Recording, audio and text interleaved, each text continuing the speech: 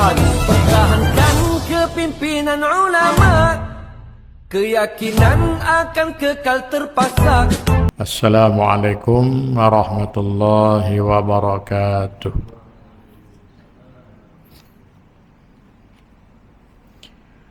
Bismillahirrahmanirrahim. Alhamdulillahi rabbil alamin.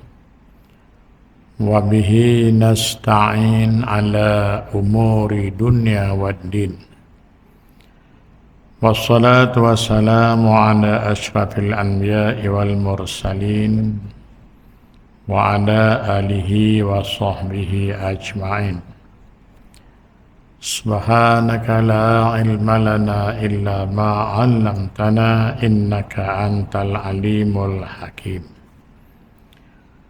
Rabbi shrah li sadri wa yassir li amri wahlul 'uqdatam min lisani yafqahu qawli. Amma ba'd. Tuan-tuan dan para jamaah muslimin muslimat yang dirahmati Allah sekalian. Pelajaran kita pada malam ini sambungan pelajaran yang lalu, yaitu pesanan Jibril alaihi salam kepada Nabi kita Muhammad sallallahu alaihi wasallam, yaitu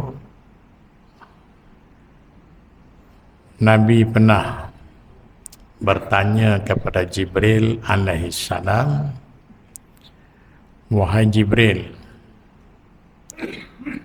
adakah setelah aku meninggal dunia, engkau masih lagi turun ke bumi?" Jibril alaihissalam menjawab, "Iya, aku akan turun ke bumi untuk mengangkat beberapa mutiara yang ada di atas muka bumi." Kita dah baca yang pertama yang akan diangkat, al-barakatu minal ardi, keberkatan daripada bumi. Yang kedua, arfa'ul mahabbah min qulubil khalqi, aku akan angkat rasa kasih sayang di antara sesama makhluk. Yang ketiga, arfa'us syufaqah min qulubil aqarib, akan ku angkat rasa kasih sayang di antara keluarga. Wal khamis, yang kelima, arfa'ul haya minan nisa, akan ku angkat rasa malu daripada kaum wanita. Jadi malam ni kita masuk yang keenam, arfa'uz zuhud wal wara' minal ulama, Allah akan angkat zuhud dan wara' daripada para ulama. Apa itu zuhud? Zuhud ni tuan-tuan sekalian, mereka lebih cintakan akhirat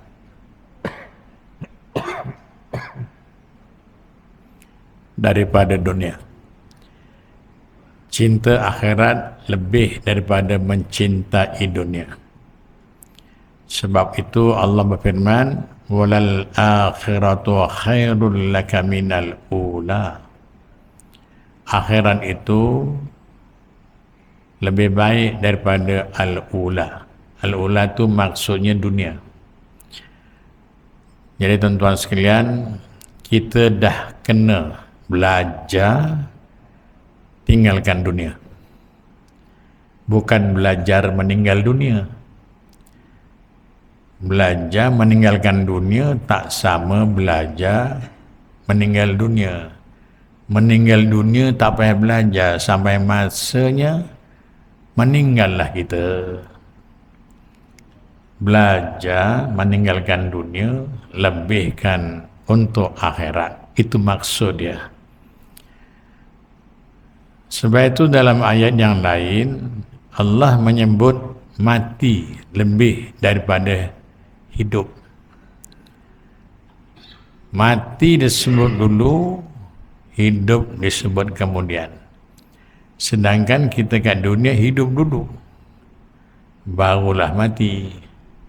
Alladzi khalaqal maut wal hayat liyabluwakum ayyukum ahsanu amala. Dialah Allah yang menjadikan mati itu dan hidup. Jadi disebut mati baru hidup. Sebab kita ni tuan-tuan, sebelum hidup kita tak ada.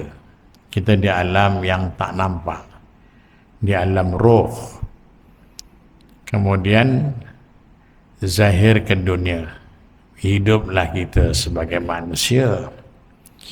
Kemudian kita akan dimatikan, kemudian akan dihidupkan semula. Oleh itu tuan-tuan sekalian, Allah bagi peringatan betapa pentingnya ingat mati, sehingga dalam ayat surah Al-Mulk tadi, dialah Allah yang menjadikan kematian dan kehidupan, mati dan hidup, supaya kita ingat bahawa yang pasti bagi orang hidup itu ialah mati. Tuan-tuan, oleh itu kita dah bolehlah mula daripada sekarang belajar meninggalkan dunia, kerana kita akan kekal di akhirat. Tempat tinggal kita buat selama-lamanya. Bukan kita nak tinggalkan dunia sampai kita tak nak bekerja. Bukan tinggalkan dunia sampai kita tak nak makan. Kenapa tak nak makan? Makan di dunia, Syekh. Hidup bukan kerana makan. Makan kerana nak hidup. Kan macam-macam bahasa. Ya, tuan-tuan sekalian, rasa zuhud ni akan diangkat oleh Allah Subhanahu Wa Taala, seolah-olah cara kehidupan seseorang itu tidak menampakkan bahawa yang dirinya akan meninggal dunia. Dengan kesibukan dunia yang ada, termasuklah para ulama sibuk dengan duniawi sampai tidak menggambarkan sikap seorang ulama itu untuk mendidik masyarakat yang akan pergi meninggalkan dunia, akan tinggal di akhirat buat selama-lamanya. Sebab itu tuan-tuan, dalam pengajian kitab sana ada disebut ulama as-su, ulama akhirat. Ulama su ni ulama jahat. Ulama akhirat ni ulama yang baik. Ulama yang zuhud dan wara'. Al-wara'u hasanun walakin fil ulama'i ahsan. Wara' itu sifat yang mulia. Bagus wara' ni. Tetapi kalau ulama yang wara' lagi mulia. Apa pula itu wara'? Tadi zuhud, lebihkan akhirat daripada dunia. Wara' ni pula orang yang alim, orang yang tahu, dia berhati-hati dengan hukum-hukum Allah Subhanahu Wa Taala. Sentiasa berhati-hati, takut apa yang disampaikan itu bersalahan dengan kehendak Allah. Sebab cakap ulama ni akan diikut oleh orang ramai. Sebab itu tuan-tuan sekalian, sifat wara' ni sifat seorang ulama yang berhati-hati dalam masalah hukum hakam, mengeluarkan pendapat dan fatwa supaya tidak menyalahi. termasuklah untuk mendatangkan hukum sebelum melakukan sesuatu kena tanya hukum boleh tak boleh. Nak buat contoh je lah, seperti Coldplay,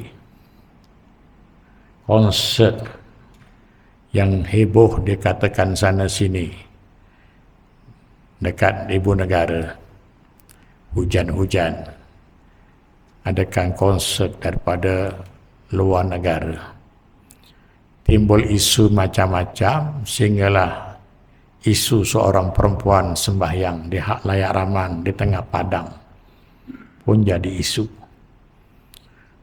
keluar pula dekat viral kerana nak tengok Coldplay itu dia sembahyang dulu. Ada orang komen, kalau nak tengok konsert tak payah sembahyang pun tak apa. Ada yang protes, kalau tak sembahyang tak boleh, sebab sembahyang itu kewajipan. Soal dia tengok konsert itu yang kedua. Jadi macam-macam lah pendapat. Nah, tuan-tuan sekalian, macam tengok bola. Malamnya ada bola tau. Ni kuliah kita pun tak panjang ni, insya-Allah. Macam orang tengok bola juga. Bola dia start pukul 9. Bagi peluang orang ramai sembahyang dulu. Bagi peluang sembahyang, selesaikan kita dengan Tuhan, barulah ada hiburan tengok bola. Masalahnya yang main bola sembahyang, yang nengok tak sembahyang. Ini masalah juga. Ini jadi tuan-tuan sekalian, bola itu kira hiburan lah. Tapi pada waktu yang sama, kewajipan kita dengan Allah kena tunaikan. Saya peminat bola dan saya penyokong Tegar JDT. Macam mana? Mesti menang. Kendaknya gitu. Oleh itu tuan-tuan sekalian, nak buat sesuatu perkara, kita tengok hukum boleh tak boleh. Jangan dah selesai, kamu dah panggil dia, dah bagi permit, barulah tanya dengan mufti. Tanya dengan ulama, boleh ke tak boleh. Benda dah berlaku, baru tanya, kengeng napun boten, boleh ataupun tidak. Sebelum kita buat sesuatu, hendaklah kita tengok dulu, semak dulu apa kesan daripada konsert yang diadakan. Bukan Coldplay je, termasuklah konsert-konsert yang menghayalkan. Ya tuan-tuan sekalian, inilah yang disebut az-zuhud wal wara'. Jadi wara' ni orang yang berhati-hati. Bimbang kalau dia keluarkan pendapat, keluarkan hukum, menyalahi. Apabila dah salah, orang ramai ikut, kesannya kepada orang ramai, dia buat sesuatu yang salah, yang keluarkan pendapat itu pun dapat dosa. Seramai orang yang melakukannya, dia tanggung dosa itu. Kalau kita buat baik, ditiru orang, kita dapat kebaikan seramai mungkin.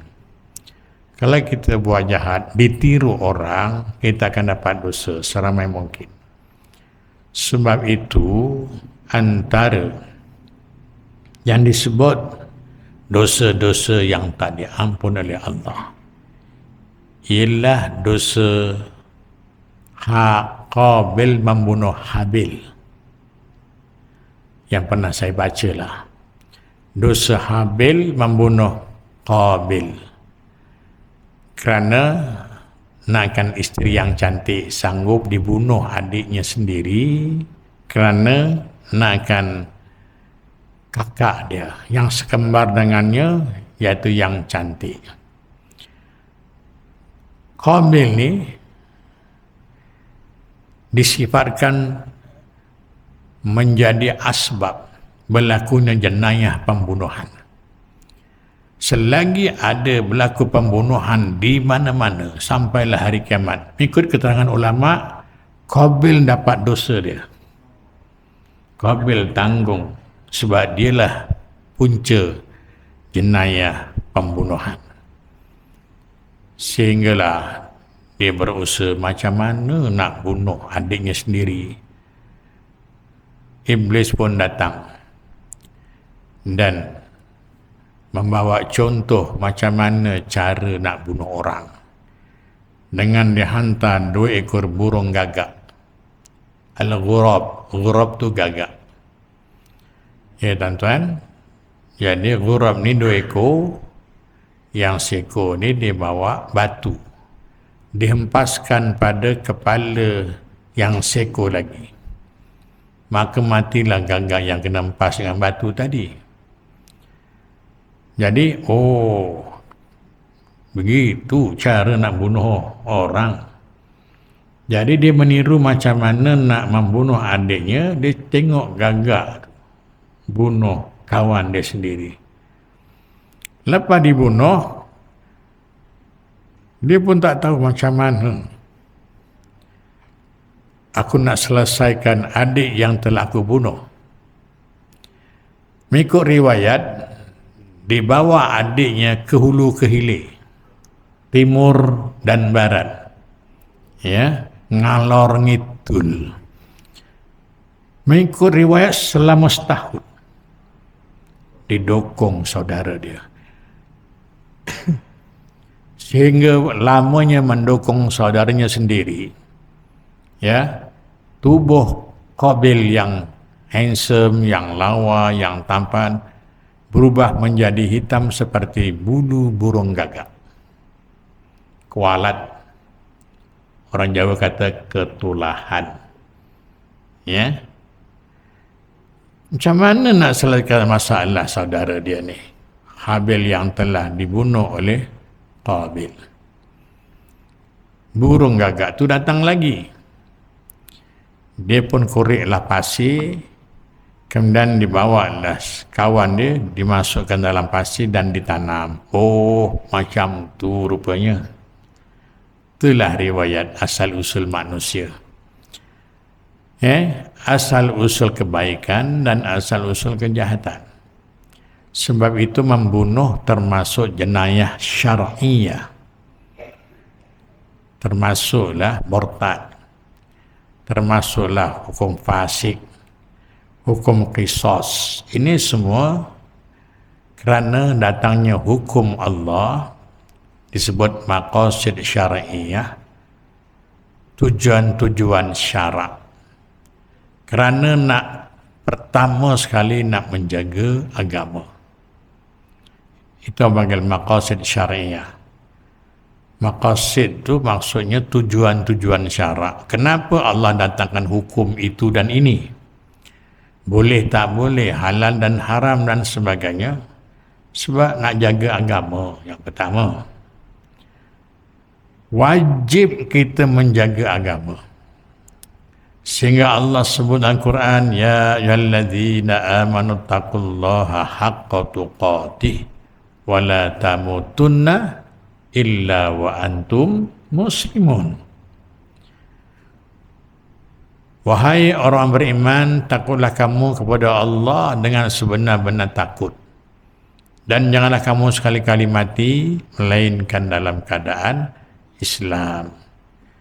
Dahlah cuma sekali mati. Pastikan mati dalam keadaan Islam. Hidup 2 kali, mati sekali. Jadi salahlah kalau ada orang kata kita buatlah apa-apa yang seronok sementara kita hidup sekali. Siapa kata hidup sekali?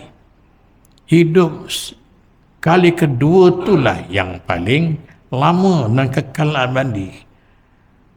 Oleh kerana pahaman kita hidup cuma sekali, dia tak nampak kehidupan yang selepas mati. Itu dia tidak ada persiapan dan persediaan. Mereka menganggap bahawa apa yang dia buat semuanya betul dan tidak ada balasan. Dan di sana tidak ada seksaan. Ini pahaman etis. Pahaman orang yang tak percaya adanya Tuhan. Ini orang komunis ini. Etis, tak percaya dengan Tuhan. Dan dia tak percaya ada balasan akhirat. Islam agama yang mendidik kita, disuruh kita percaya dengan yang gaib. Alladzina yu'minuna bil ghaibi wa yuqimuna as-salah wa mimma razaqnahum yunfiqun. Yaitu orang-orang yang beriman dengan yang gaib dan mereka mendirikan sembahyang. Inilah dia yang disebut as-sam'iyat, perkara yang gaib, yang tak nampak, tapi dibawa oleh Nabi sallallahu alaihi wasallam dengan keterangan yang jelas untuk supaya kita percaya dan beriman adanya Allah yang tak nampak, adanya malaikat pun tak nampak, adanya dosa dan pahala pun tak nampak juga, adanya syurga neraka lagilah tak nampak. Apabila kita cerita bab syurga atau neraka, dia boleh tanya kita, dia soal kita, awak cerita syurga neraka ni pernah tengok syurga ke? Tuan-tuan sekalian, sebab itu apabila dialog antara malaikat dengan Allah Subhanahu wa taala, wahai malaikatku, mereka ramai-ramai kumpul-kumpul tu buat apa sebenarnya? Kat mana ya Allah? Itu dekat Masjid Al-Masyhur tu kumpul ramai-ramai tu lepas maghrib buat apa sebenarnya? Oh, mereka mendengar peringatan-peringatan as-sam'iyat, perhabaran yang tak nampak, soal keimanan, soal kepercayaan, keyakinan terhadap yang gaib, syurga dan neraka. Mereka taat kepada-Mu ya Allah. Apabila dia dengar ceramah tentang syurga, dia suka ya Allah. Hatinya terasa suka nak masuk syurga.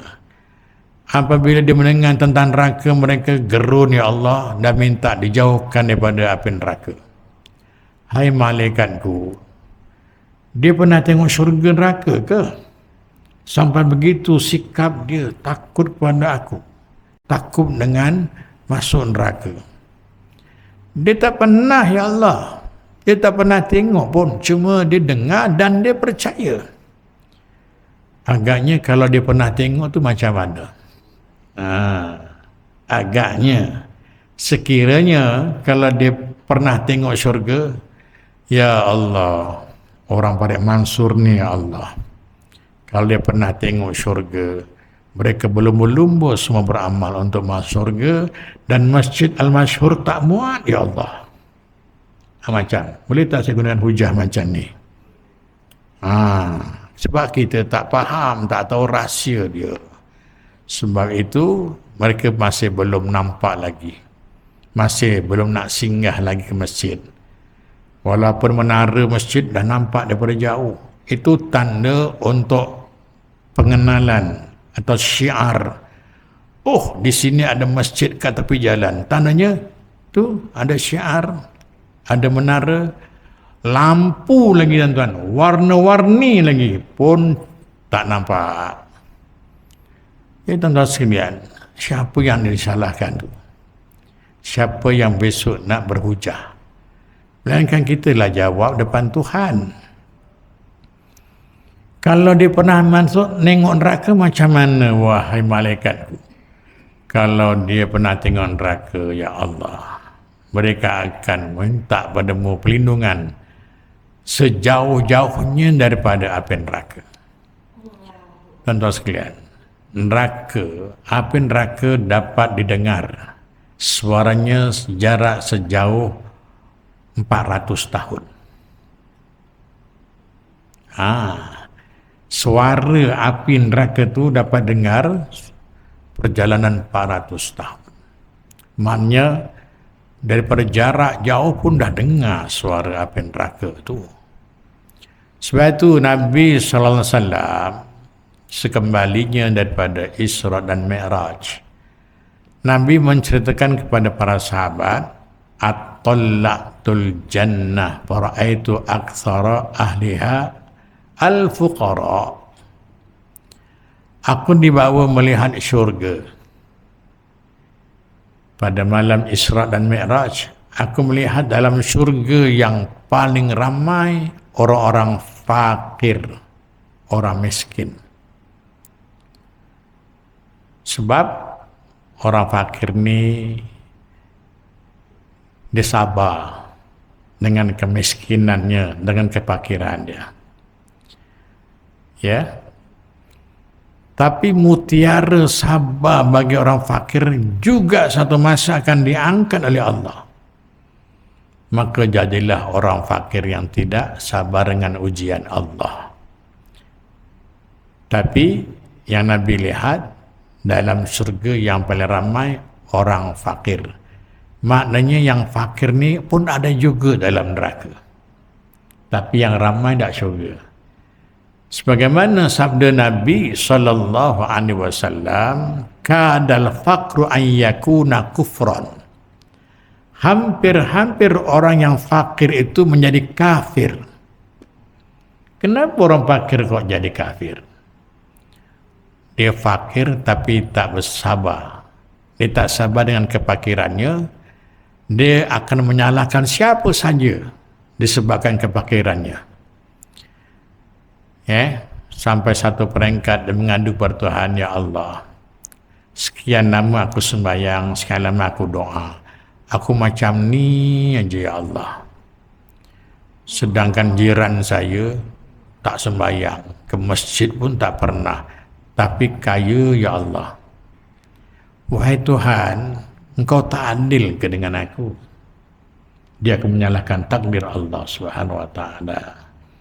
Sebab dia nampak dunia, dia nampak sebelah rumah orang kaya, dia nampak orang senang.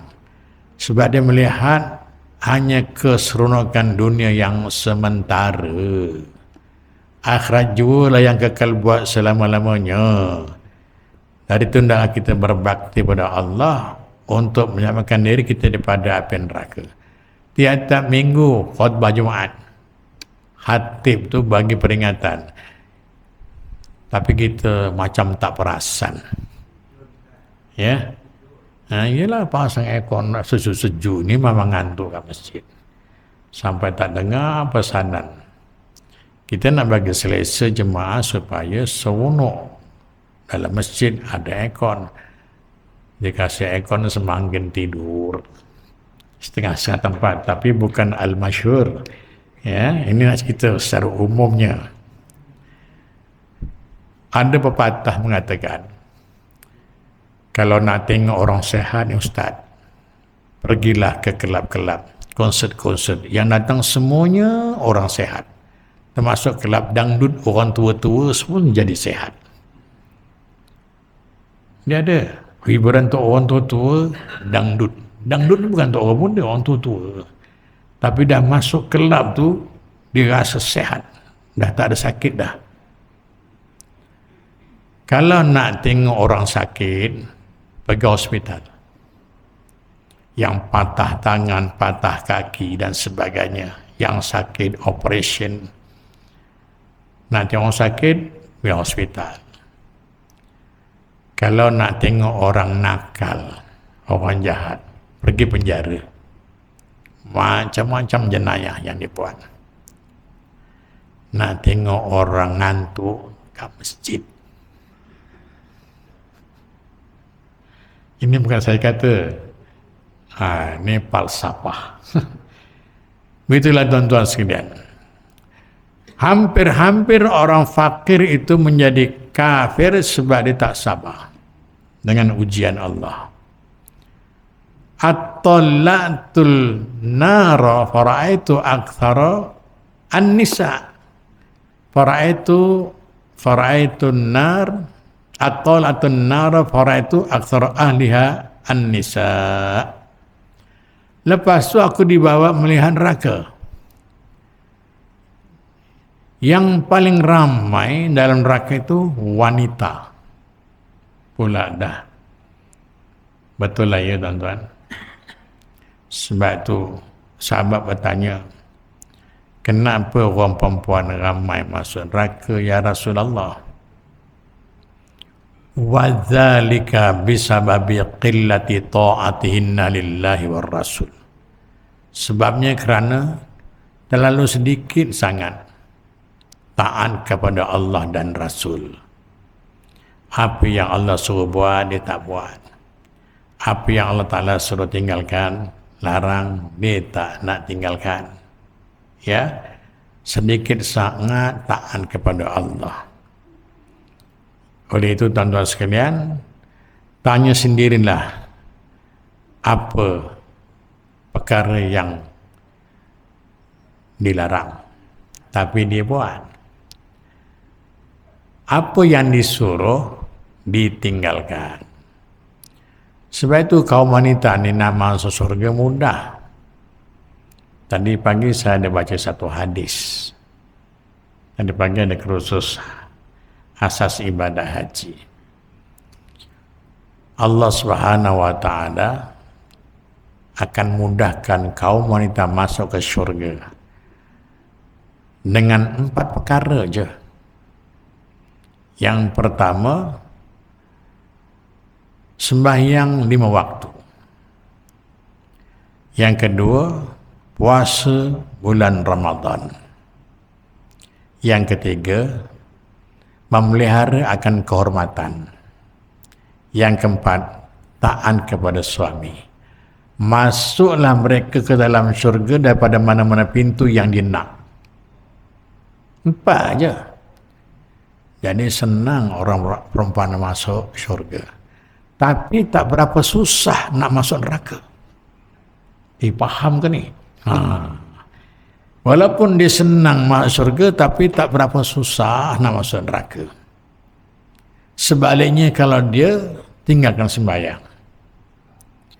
Sebaliknya kalau tak puasa bulan Ramadan, tidak menjaga akan kehormatan dan ingkar kepada suami, itulah punca kenapa ramai wanita dalam api neraka. Syabas kalau perempuan-perempuan rajin. Bukan saja sembahyang fardu, sembahyang sunat pun mereka rajin.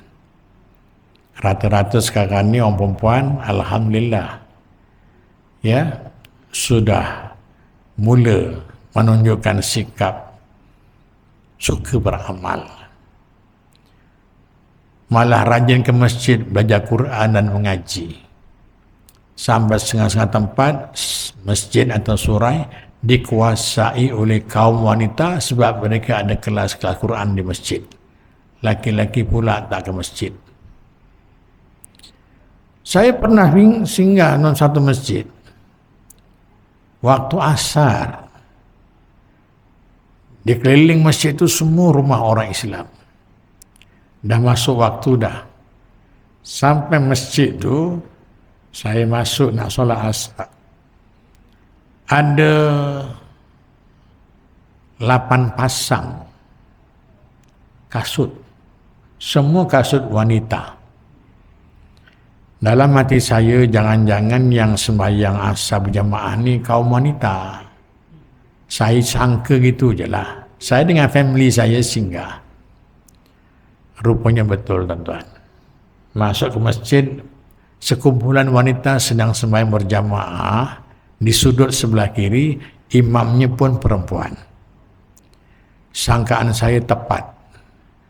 Cuma saya ni bersangka baiklah, kampung ni agaknya laki-laki semua dah mati agaknya. Pakel aku.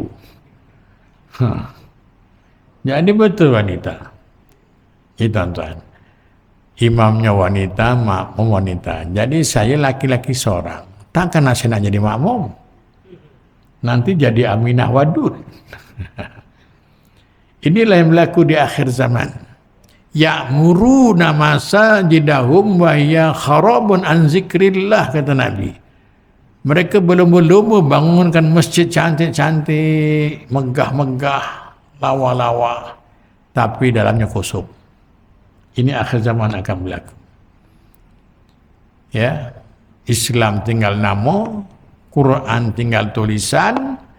Mereka berlumba-lumba buat masjid. Masjid yang masih cantik pun dirobohkan buat baru. Lepas itu kharabun an zikrillah, kosong, tak datang. Mereka tak gemar datang ke masjid. Sebab itu tuan-tuan sekalian, amanah Allah kena jaga. Ini pusaka Nabi Muhammad sallallahu alaihi wasallam. Masjid-masjid surah ni pusaka. Alhamdulillah.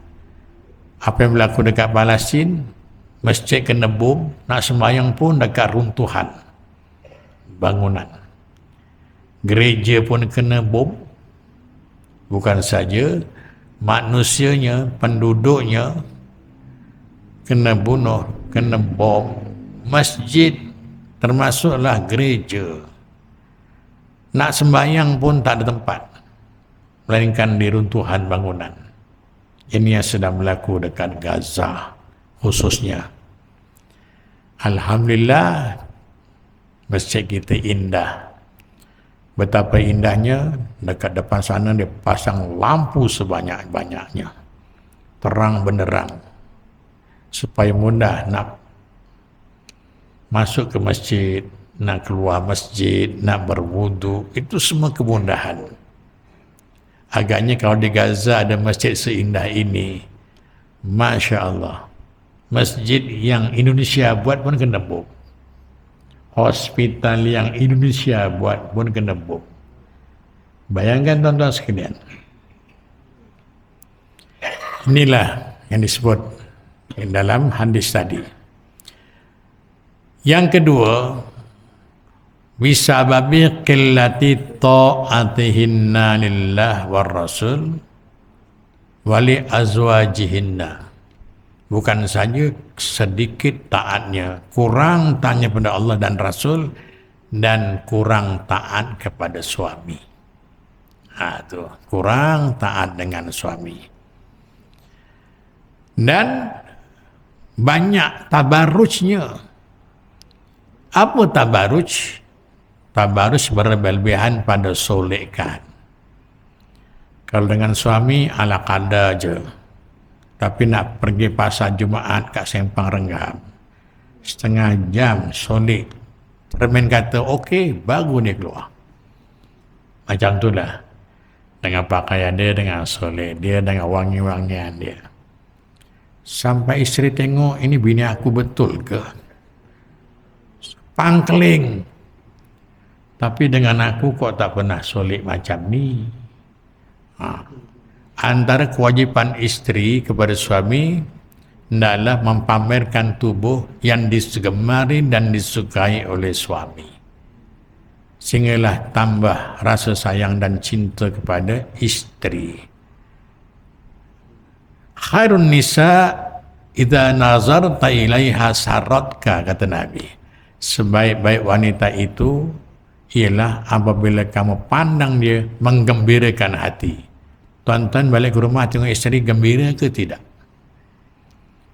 Jawab sendirilah tuan-tuan. Ya, gembira ke tidak? Tapi kalau kita balik isteri dah pakai wangi, pakaian yang boleh menarik perhatian suami, malam tu pula malam Jumaat. Kalau hari-hari buat tuan-tuan, semua malam jadi Jumaat. Betul tuan-tuan. Pakailah minyak wangi untuk menarik perhatian suami. Ialah, Ustaz, memanglah kita buat dulu masa muda-muda pakai minyak wangi. Sekarang ni Ustaz, bau minyak kapak, Abu Dakab, apa lagi? Tuan-tuan, masa muda mengancam. Masa pertengahan lain macam. Dah tua Ustaz, macam-macam. Betul? Ya, masa muda yang mengancam. Dan naik 40-an, dah lain macam dah. Dah tua ya macam-macam. Sakit, demam, kencing manis, gout, itu semua penyakit macam-macam sebab kita dah dewasa. Sila, insyaAllah. Ya, tuan-tuan, kita tambah lagi sikit. Dan seterusnya, apa yang akan nanti diangkat oleh Jibril alaihissalam, akan hilang satu mutiara lagi daripada dunia ni, yaitu arfa'us saha'u minal aghniya.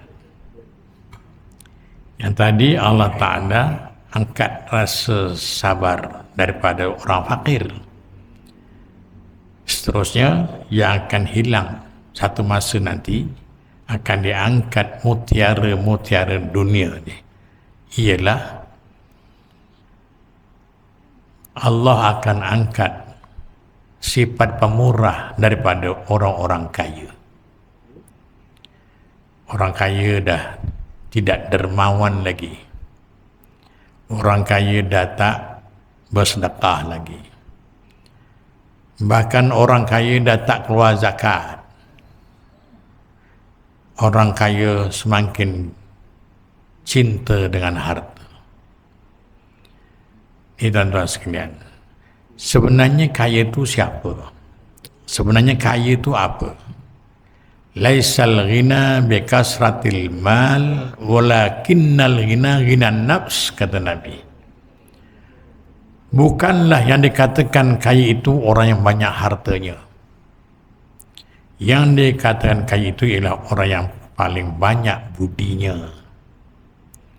Apatah lagi kalau dia orang kaya yang berbudi, dipanggil budiman. Ya. Ataupun orang kaya yang banyak sedekahnya dipanggil orang kaya dermawan. Jadi bermakna ada tuntutan untuk orang kaya.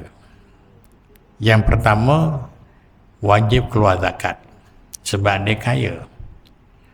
Orang yang tak cukup nisab, walaupun dah sampai haul, nisabnya tak cukup, tak wajib zakat. Walaupun haulnya sampai. Oleh itu tuan-tuan sekalian, kalau kita memang tak layak keluar zakat, tapi kita boleh keluar sedekah. Sedekah tak tunggu kaya. Ada sikit, bagi sikit. Sedekah ni tuan-tuan, yang pertama sedekah ikhlas. Yang kedua sedekah mampu. Yang ketiga sedekah patut. Ini tafsirannya berbeza. Sedekah ikhlas bila-bila. Macam nak balik nanti sempat masuk dalam tabung. Ikhlas. Ikhlas pun terbagi 3. Ikhlas sebelum sedekah. Dah ada niat. Ikhlas ketika sedekah. Jangan tengok orang tengok dia baru dimasukkan. Jadi sedekah sebelum niat, sebelum sedekah. Dah nak ada ikhlas dah. Ikhlas ketika bersedekah. Ikhlas selepas sedekah. Dan lepas sedekah tu dah tinggalkan. Jangan nanya-nanya lagi. Bila nak buka tabung Pak Imam? Ya, pengurusi bila nak buka tabung? Ya, tengoklah. Besok ke boleh buka lah. Itu kat tabung tu, kalau ada not 100 warna ungu, itu aku ya. Iblis ni tuan-tuan, dia nak bisik, nak rosakkan ibadat kita. Nak rosakkan sedekah kita, dia bisik. Cakap, nanti orang tak tahu siapa yang bagi banyak duit tu. Kita bagi duit banyak sebab kita ni bangsawi dapat 10 tan. Kita bagi banyak. Bulan lepas 2 tan aja, melawas. Penat meroning daripada potong buah. Okey dah tu. Tapi iblis ni tuan-tuan, dia cuba nak rosakkan. Dalilnya Allah sebut dalam Quran, ya ayyuhalladzina amanu la tubtilu sadaqatikum bil manni wal adha. Wahai yang beriman, janganlah kamu rosakkan pahala sedekah kamu dengan menyebut-nyebut. Oleh itu tuan-tuan sekalian, yang pertama, ikhlas sebelum sedekah, ikhlas ketika sedekah, ikhlas lepas sedekah. Tinggal ibarat orang yang makan sedap-sedap, ikan yang mahal pun harganya kepala ikan saja RM40. Ini gara-gara iklan kat viral asam pedas kepala ikan kuro dimakan. Cuci mulutnya bukan calang-calang, buah anggur. Lepas buah anggur makan es krim yang lazat. Itu semua benda mahal-mahal yang dah masuk. Tapi tuan-tuan sekalian, apabila kita dah kenyang, terasa nak buang air, kita pun masuklah ke tandas, buanglah air. Yang ikan kuro tadi keluar,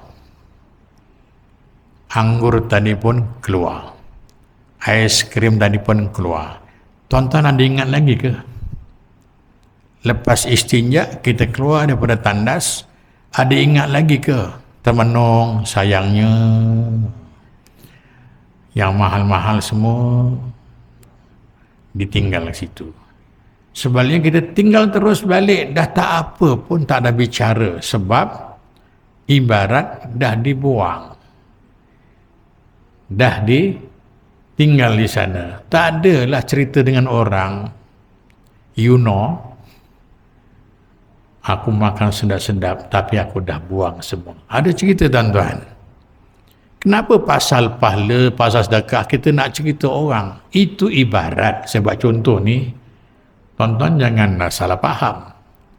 Maksudnya itu ibarat apabila dah dikeluarkan, kita dah tak ingat dah. Walaupun ikan kuro kepala saja RM40. Itu kalau harga benut ya. Kalau kadang restoran besar harganya mungkin sampai RM80. Itu kepala saja, belum ekornya. Contoh.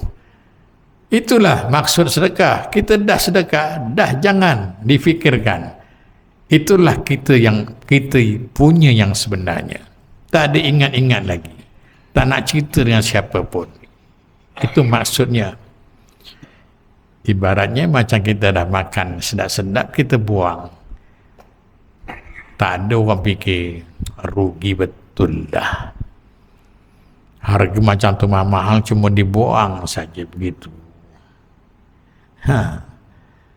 Sebab itu tuan-tuan sekalian, bab sedekah ni, besok di akhirat, apabila bertemu dengan Tuhan, disuruh dalam surah Al-Mu'min, tak silap saya, surah Al-Mu'minun, ada ayat yang maksudnya apabila seseorang itu akan dimasukkan ke dalam neraka disebabkan kurang pahalanya, banyak dosanya, lantas berkata, wahai Allah, kembalikanlah aku semula ke dunia, aku nak bersedekah. Bukan nak sembahyang, nak sedekah. Sembahyang dah okey, tapi dia bakhil, dia tak keluarkan sedekah. Tuan-tuan sekalian, harta ni disebut dalam hadis, man taraka malan fali ahlihi wa man taraka dainan aw dayaan fa ilayya aw alayya. Barang sesiapa yang mati meninggalkan harta, itu untuk keluarganya, untuk anak-anak dia, warisnya. Itu pun kalau diingat dengan kita, dia sedekah untuk kita. Kalau belum haji, dihajikan untuk kita. Apa kekurangan yang ada yang perlu dibayar dengan peninggalan harta, kena dulukan sebelum difaraid harta tu. Itu bagi anak yang ingat. Berapa ramai anak-anak yang ingat dan berapa ramai anak-anak yang tak ingat kepada ibu dan bapanya setelah meninggal dunia. Aku tak setuju nak buat kenduri untuk mak bapak.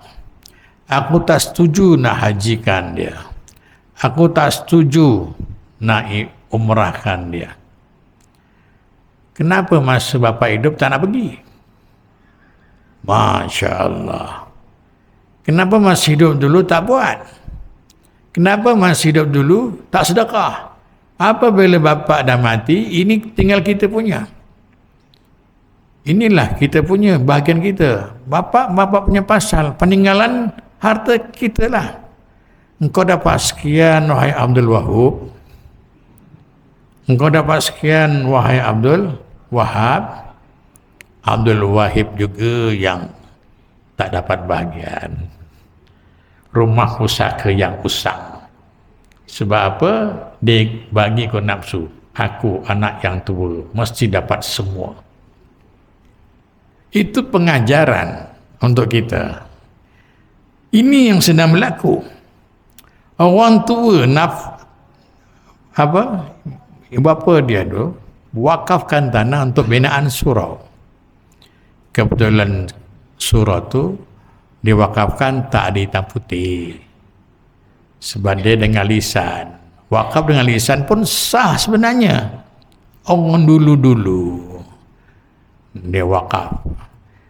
Dia wakaf pun dia tak daftar pejak agama. Dia wakaf secara lisan dengan jawatankuasa masjid. Semua ada saksi. Tak ada rekod hitam putih. Kebetulan tanah yang dibangunkan surau tadi nak kena laluan lebuh raya. Laluan untuk projek industri macam gelang patah dan sebagainya kan. Ini cerita ni tuan-tuan, tak ada kena-mengena dengan yang hidup dan yang mati ya. Ini cerita. Tapi berlakulah. Nilai tapak yang dibina surau tu tak besar tapak tu, tapi nilainya 1 juta. Dia cek dekat tablet tanah, dia cek dekat jabat agama, tidak digazetkan sebagai wakaf. Maka ditarik balik tanah tu dan pihak berkenaan membenarkan bahawa wakaf itu diambil semula oleh keluarganya, anak-anaknya sebab tak ada hitam putih tadi. Tuan-tuan sekalian, dijual dan diparaid. Habislah pahala wakaf si bapa. Sebab anak-anak lupa itu adalah wakaf. Sebenarnya kalau memang ada saksi dia wakaf secara lisan, anak-anak boleh membarui daftar wakaf kepada Majlis Agama Islam. Wakaf di bawah majlis. Pejabat agama urusan nikah kahwin, undang-undang syarak, itu pejabat agama. Majlis ni bagian zakat, bagian wakaf, itu majlis dia berbeza. Dia berbeza dari segi pengurusan dia. Yang ketiga mahkamah lagi berbeza. Kalau kat keluar mahkamah dah sendiri, dah tak ada dalam bangunan tu. Jadi ada 3 section. Mahkamah ada, Majlis Agama Islam ada, pejabat agama ada. Itu baru. Rujuklah kepada Majlis Agama Islam. Rupa tak ada. Kalau kita nak membarui wakaf tadi, sebab kita jujur, kita kesian orang tua dah wakaf, akan dapat pahala sampai kiamat. Kita tarik balik, bermakna habislah pahala mak bapak kita yang dulu pernah wakaf. Dan wakaf ada 2 macam. Yang pertama wakaf khas, yang kedua wakaf am. Wakaf khas masa dia lafaz dulu, aku wakafkan tanah ini untuk bangunan masjid. Dia tak boleh bangunkan yang lain, mesti masjid sahaja. Itu wakaf khas. Kalau yang berwakaf tadi melafazkan aku wakaf tanah ni secara am, nak bina apa saja boleh demi untuk kebajikan. Boleh bangunkan masjid, boleh buat balai raya, boleh buat rumah tumpangan sementara, boleh dibangunkan sekolah dan sebagainya di tanah wakaf itu. Kalau khas untuk masjid, lain bangunan tak boleh, main ke masjid saja. Itu namanya wakaf khas. Kan ada setengah-setengah dekat masjid ada homestay untuk orang musafirin. Orang panggil apa ya, rumah tumpangan gitu. Sekarang pun dah mula. Di masjid-masjid ada, di sudut sana ada bangunan-bangunan untuk musafirin. Orang musafir. Perjalanan dah tak ada tempat, singgah masjid, boleh tidur. Itu antara kebajikan yang kita buat untuk masjid. Itu wakaf am. Ada sekolah agama, ada kedai runcit, ada apa panggil apa? Koperasi masjid. Ada kan sekarang tempat ada koperasi masjid. Keuntungan perniagaan masuk ke dalam masjid. Itu antara aset masjid kita. Inilah berlaku tuan-tuan sekalian apabila kita mementingkan duniawi semata-mata. Termasuklah orang kaya dah tak ingat dengan orang miskin. Orang kaya dah lupa dengan sedekah. Orang kaya sudah tidak buat kebaikan untuk orang ramai. Semakin kaya semakin sayang dengan hartanya. Rupanya masa dia mati ditinggal harta tu. Siapa-siapa yang meninggal dunia tinggalkan harta fali ahli untuk keluarganya. Wa man taraka dainan au dayaan fa ilayya au alayya. Dan sesiapa yang meninggal dunia meninggalkan hutang piutang ataupun titipan yang hilang, aku yang tanggung, kata Nabi. Contohnya buat masjid ni tak siap. Duit dalam simpanan dah habis. Nak bayar dengan hardware masih lagi tak cukup. Jawatan kuasa bendahari meninggal dunia. Ini contohlah. Jadi tuan-tuan boleh mohon melalui Baitul Mal. Tolong settlekan hutang masjid atau madrasah. Itu yang dimaksudkan hutang untuk orang ramai. Bukan hutang beli motor tak boleh bayar. Bukan hutang TV yang kita beli, minta panjang agama Islam, saya nak bayar hutang TV tuan. Ini maksudnya ialah seperti masjid, madrasah. Sebab itu Nabi kata, fa'ilayya au alayya. Aku yang tanggung. Maksudnya agama lah yang tanggung. Majlis tu kena bantu. Mana-mana masjid, bangunan tak siap, kita boleh mohon. Ataupun barang titipan, amanah orang kepada kita. Tiba-tiba hilang. Ada orang amanahkan kita supaya jaga. Barang ni. Barang yang kita simpan hilang. Kena rompak ke, kebakaran ke, ada banjir ke, hilang. Yang ini pun aku tanggung, kata Nabi. Sebab hilangnya itu bukan disebabkan kita kerana bencana dan sebagainya. Ini ada peraturan dan undang-undang dalam Islam. Ya. Sebab segalanya apa yang berlaku kat dunia besok di akhirat akan dibongkar semula. Akan dihisap semula. Satu persatu. Sememangnya Allah bagi rezeki kat kita ni, wallahu yarzuqu man yasha bighairi hisab. Allah bagi rezeki pada seorang tu tanpa kira-kira. Tapi besok apabila meninggal dunia, semua dikira. Satu persatu akan dikira. Ini tuan-tuan sekalian. Jadi tuan-tuan, akan sampai masa nanti sifat dermawan akan hilang daripada orang-orang kaya. Nabi sallallahu alaihi wasallam pernah bersabda, as-sakha'u hasanun walakin fil aghniya'i ahsan. Pemurah itu sifat yang mulia, tetapi kalau orang kaya itu yang pemurah lagi mulia. Tuan-tuan sekalian, mudah-mudahan sebelum berlakunya apa yang disebutkan dalam hadis ini, ya, sama-sama kita mengambil pengajaran dan iktibar. Sebelum mutiara-mutiara ini hilang daripada muka bumi, kita pertahankan apa yang ada, supaya manfaat untuk kita dan untuk orang ramai. Dan kita sentiasa mohon pada Allah Subhanahu wa taala agar mutiara ini jangan hilang daripada kita dan keluarga kita. Sebelum sampai masa nanti besok, tinggal orang yang bakhil semua. Orang kaya, semua bakhil. Yang nak sedekah ada, tapi orang miskin. Aku nak sedekah juga, tapi aku tak ada apa-apa. Sebab itu disebut al-aghniya, orang kaya. Kita ni dipanggil kaya sebab ada orang miskin. Ini betul tak jam ni? Betul.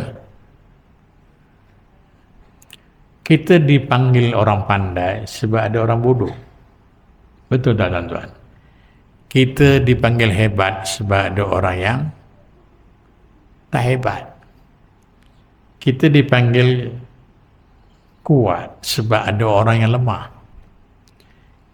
Kita dipanggil ustaz sebab ada murid. Kalau satu kampung ni ustaz semua, siapa nak jadi murid? Betul tak tuan? Sebab ada orang miskin itulah kita digelar orang kaya. Sebab ada orang hodoh kamu dipandang cantik, kan begitu. Jadi kita jadi hebat kerana ada orang lain sebenarnya. Tak ada satu kehebatan pada seorang itu yang tanpa sebab, melainkan disebabkan ada orang lain kita jadi hebat. Ada orang miskin kita dipanggil orang kaya. Kerana ada orang yang hodoh kita dipanggil orang yang ganteng dan orang yang cantik. Begitulah tuan-tuan sekalian. Sebab itu cantik, hodoh, ini semua ketentuan Allah. Sebab itu ada nama Qabil dan Habil. Qabil ni orangnya cantik, Habil hodoh. Adik dia perempuan, yang satu hodoh, yang satu cantik. Yang hodoh dikawinkan dengan yang cantik, dikawinkan dengan yang cantik. Begitulah sebaliknya. Tapi Qabil tak terima. Aku mesti nak kahwin yang cantik juga. Aku orang yang tampan, aku mesti nak isteri yang cantik. Ini syariat Nabi Allah Adam AS. Sebab itu kalau tuan-tuan tengok ada orang yang handsome tapi isterinya low, bojone kok orang ayu ya. Kita yang perasan kalau jadi bini aku kan bagus. Itu semua kan sudah jodoh. Allah jodohkan. Suami yang tampan, istrinya lebih kurang. Kadang-kadang istrinya cantik, suaminya hodoh. Lagi perasan lagi, loh, kok koyok ngono. Itu belum tengok yang dua-dua hodoh tu. Suaminya hodoh, istrinya tak cantik, anaknya berkoyok apa, bisu. Tuan-tuan, cukuplah tuan-tuan dulu. InsyaAllah setakat ini dulu, mudah-mudahan kita dapat manfaat. Pada malam ini, insyaAllah kita akan sambung akan datang yang seterusnya. Wallahu a'lam. Alas. Al-Fatihah. A'udzubillahi minasyaitonirrajim. Bismillahirrahmanirrahim. Alhamdulillahirabbil alamin. Ar-Rahmanirrahim. Maliki yaumiddin. iyyaka na'budu wa iyyaka nasta'in ihdinas siratal mustaqim siratal ladzina an'amta 'alaihim ghairil maghdubi 'alaihim waladdallin. Amin. Bismillahirrahmanirrahim. Alhamdulillahi rabbil alamin. Wassalatu wassalamu ala asyrafil mursalin wa ala alihi wa sahbihi ajma'in. Allahumma alhimna marashida umurina wa a'izna min syururi anfusina wa min sayyiati a'malina.